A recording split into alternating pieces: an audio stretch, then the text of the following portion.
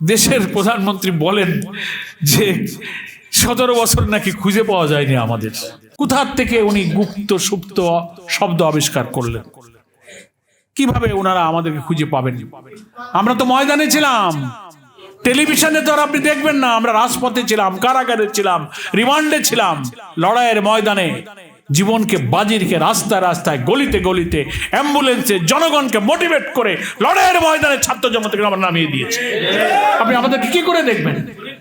আর আপনাদেরকেও আমরা দেখেছি, মিটিং হচ্ছে, স্লোগান হচ্ছে, আমরা সবাই অমুক সেনা, ভয় করি না, বুলেট বোমা, চট করে একটা ককটেল আসলো, পিছনে দৌড়। কি দেখেন নাই ভিডিওতে? ওগুলো আপনারা দেখেন না, খালি আমাদের খালি খুঁজে পাওয়া যায়। তো সেই আন্দোলনের ব্লুপ্রিন্ট কোথায় হয়েছিল, জামাত ইসলামীর নেতারা কি করেছিলেন, রেকর্ড ইজ দেয়ার।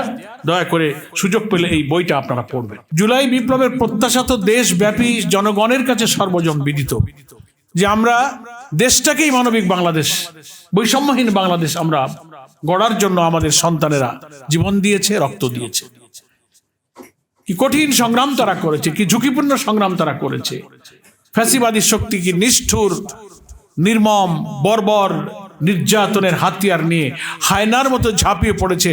সারা দেশ এবং দুনিয়ার মানুষ বিস্মিত হয়েছে। ছোট শিশু থেকে শুরু করে বৃদ্ধ পর্যন্ত, মহিলা থেকে শুরু করে ফেরিওয়ালা, হকার্স, দোকানদার, ব্যবসায়ী, ছাত্র জনতা, আলেম ওলামা, কেউ বাদ যায়নি। পৃথিবীর ইতিহাসে এমন সার্বজনীন আন্দোলন খুব বিরল ঘটনা। কেউ বলতে পারে না কোন ব্যক্তি, কোন রাজনৈতিক দলে আন্দোলনের নেতা, তা কেউ বুঝতে পারেনি। আন্দোলনের শেষ দিনগুলোতে এমন রূপ ধারণ করলো উত্তাল ঢাকা। রাজধানীর সমস্ত প্রবেশ পথ দিয়ে কোটি কোটি মানুষ যেন ঢাকায় ঢুকছে, গণভবন আক্রান্ত হবে, ঘেরাও হবে। সে উত্তাল আন্দোলনের মধ্যে ঝুঁকি নিয়ে যারা আন্দোলন করেছিলেন, সে আন্দোলনের বীজ কারা বপন করেছিলেন, সে আন্দোলনের ডিজাইন কারা করেছিলেন, আমরা সেই সব কথা বলে নিজেদের কৃতিত্ব নিতে চাই না। কিন্তু জনাব মোহাম্মদ সেলিম উদ্দিনের লেখার মধ্যে বাংলাদেশ জামাত ইসলামীর সংগ্রামে আমির 17 জুলাই সকালবেলা হজ থেকে দেশে ফিরেই কিভাবে তিনি জামাতের কেন্দ্র নেতৃবৃন্দকে নিয়ে ঝুঁকিপূর্ণ সময়ে, ইন্টারনেট নাই, গাড়ি নাই, কারফিউ, দেখা মাত্র গুলি, কেউ বেরোতে পারছে না। আমরা জামাত ইসলামীর পক্ষ থেকে সংবাদ সম্মেলন করে ঝুঁকিপূর্ণ সময় ঘোষণা দিলাম, ছাত্র জনতার এই আন্দোলনে আমাদের দেশবাসীকে ঝাঁপিয়ে পড়তে হবে। আমাদের বন্ধু সংগঠনের অনেক নেতারা, সেই ভিডিও এখনো ভাসছে, ওই আন্দোলনের উত্তাল সময় তারা বলেছেন এই আন্দোলনের সাথে আমরা নাই। কি দেখেছেন কিনা? Record is there. সেই ঝুঁকির মধ্যে আমাদের কেন্দ্রীয় নেতৃবৃন্দ, আমির জামাতের পক্ষ থেকে আমি দলের সেক্রেটারি জেনারেল হিসেবে সেই আন্দোলনে জনগণকে ঝাঁপিয়ে পড়ার আহ্বান জানিয়েছিলাম। তার একদিন পরে 19 জুলাই আমাকে সেই বাসা থেকে গ্রেফতার করা হলো। 13 দিন আমরা রিমান্ডে ছিলাম, ডক্টর আব্দুল মোহাম্মদ তাহের সহ, জামাত সহ অনেক নেতৃবৃন্দ। সেই কঠিন সময়ে আমির জামাত শুনলেন আপনারা মেজর আখতারুজ্জামানের কাছে নেতৃবৃন্দকে নিয়ে কি শেষ নির্দেশনা দিলেন। একটা পর একটা চেইন অফ কমান্ড তৈরি করে তিনি নির্দেশনা দিয়েছিলেন যে এই যুদ্ধে আমাদেরকে জিততে হবে ইনশাআল্লাহ। সেই লড়াইয়ের কখনো গেরিলা স্টাইল, কখনো প্রকাশ্যে যুদ্ধ,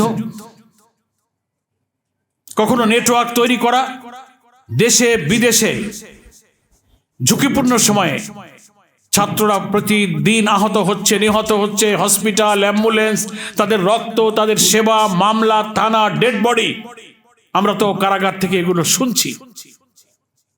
আলহামদুলিল্লাহ, আমি সেই বক্তব্যের দিকে যাব না, আজকে সেই বক্তব্যের সাবজেক্ট নয়। তার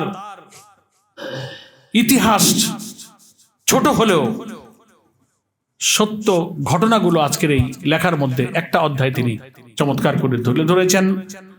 আমরা কৃতজ্ঞতা জানাই আমাদের সেলিম ভাইকে। ঢাকাবাসী অন্তত এই ইতিহাসটা পড়ে এই আন্দোলনে জামাত ইসলামের কি ভূমিকা ছিল, দুঃখের সাথে শুনতে হয় আমাদের দেশের প্রধানমন্ত্রী বলেন যে 17 বছর নাকি খুঁজে পাওয়া যায়নি আমাদের। কোথা থেকে উনি গুপ্ত সুপ্ত শব্দ আবিষ্কার করলেন? কিভাবে ওনারা আমাদেরকে খুঁজে পাবেন? আমরা তো ময়দানে ছিলাম, টেলিভিশনে তো আর আপনি দেখবেন না। আমরা রাজপথে ছিলাম, কারাগারে ছিলাম, রিমান্ডে ছিলাম, লড়াইয়ের ময়দানে জীবনকে বাজি রেখে রাস্তায় রাস্তায় গলিতে গলিতে অ্যাম্বুলেন্সে জনগণকে মোটিভেট করে লড়াইয়ের ময়দানে ছাত্র জনতাকে আমরা নামিয়ে দিয়েছি। আপনি আমাদেরকে কি করে দেখবেন? আর আপনাদেরকেও আমরা দেখেছি, মিটিং হচ্ছে, স্লোগান হচ্ছে, আমরা সবাই অমুক সেনা, ভয় করি না, বুলেট বোমা, চট করে একটা ককটেল আসলো, পিছনে দৌড়। কি দেখেন নাই ভিডিওতে? ওগুলো আপনারা দেখেন না, খালি আমাদের খালি খুঁজে পাওয়া যায়। তো সেই আন্দোলনের ব্লুপ্রিন্ট কোথায় হয়েছিল, জামাত ইসলামীর নেতারা কি করেছিলেন, রেকর্ড ইজ দেয়ার।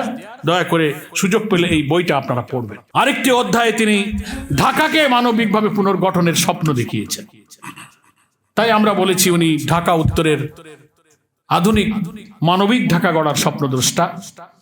পরিষ্কার পরিচ্ছন্নতার অভিযানের সূচনা 25 থেকে 31 করে ইনি এই বইয়ের সাথে সাথে তার মডেলটাও তিনি স্থাপন করছেন। এই জন্য আমরাও মহানগরী আমিরের প্রতি আন্তরিক কৃতজ্ঞতা জানাই। ইনশাআল্লাহ নিরপেক্ষ নির্বাচন যদি হয়, অবাধ হয়, ইঞ্জিনিয়ারিং যদি না হয়, ম্যানিপুলেশন যদি না হয়, জনগণ যদি তার রায় দিতে পারে, তো আগামী দিনে ঢাকা উত্তরের মেয়র হবে জননেতা মোহাম্মদ সেলিম উদ্দিন ইনশাআল্লাহ। সেই ঢাকা কিভাবে তিনি গড়বেন, পরিষ্কার পরিচ্ছন্নতা, ড্রেনেজ সিস্টেম, খাল, নদী খনন, ট্রাফিক সিস্টেম, মানুষের স্বাস্থ্য সেবা, শিক্ষা, নানান পরিকল্পনার একটা ছোট্ট ছবি তিনি বইয়ের মধ্যে এঁকেছেন বলে একই সাথে সুন্দর নাম, জুলাই বিপ্লবের যেমন প্রত্যাশা, তেমনি মানবিক ঢাকারও পুনর্গঠন। দেশ যদি মানবিক হয়, দেশ যদি বৈষম্যহীন হয়, তাহলে ঢাকাকেও মানবিক এবং বৈষম্যহীন করতে হবে। রাজধানী ঢাকা দেশেরও রাজধানী, রাজনীতিরও রাজধানী। এই জায়গা যদি সুন্দর হয়, এখানকার মানুষের জীবনে সুখে দুঃখে ব্যথা বেদনায় মানুষের পাশে যদি আমরা দাঁড়িয়ে ঢাকাকে মানবিক করতে পারি, স্বাস্থ্যসম্মত সবুজ নগরীতে পরিণত করতে পারি, তাহলে আমাদের বাংলাদেশটাও এই ঢাকা থেকে আর যত নগরী আছে এখান থেকে মডেল এবং শিক্ষা গ্রহণ করে গোটা দেশকে মানবিক এবং আদর্শ বাংলাদেশ গড়ার জন্য তারাও এখান থেকে শিক্ষা গ্রহণ করবে ইনশাআল্লাহ। আমি বক্তব্য আর বাড়াতে চাই না। আজকের এই সুন্দর মোড়ক উন্মোচন অনুষ্ঠানে যে সমস্ত সুধীবৃন্দ, আলোচক অতিথিবৃন্দ এসে আমাদেরকে অনুপ্রাণিত করেছেন, এই অনুষ্ঠানকে সাফল্যমণ্ডিত করেছেন, সাংবাদিক বন্ধুরা দীর্ঘ সময় ধরে এই প্রোগ্রামকে কভার করেছেন, সকলকে আমি বাংলাদেশ জামাত ইসলামীর পক্ষ থেকে আন্তরিকভাবে কৃতজ্ঞতা জানিয়ে, ধন্যবাদ জানিয়ে আমি আমার বক্তব্য এখানেই শেষ করছি। ওমা তৌফিক ইল্লা বিল্লাহ।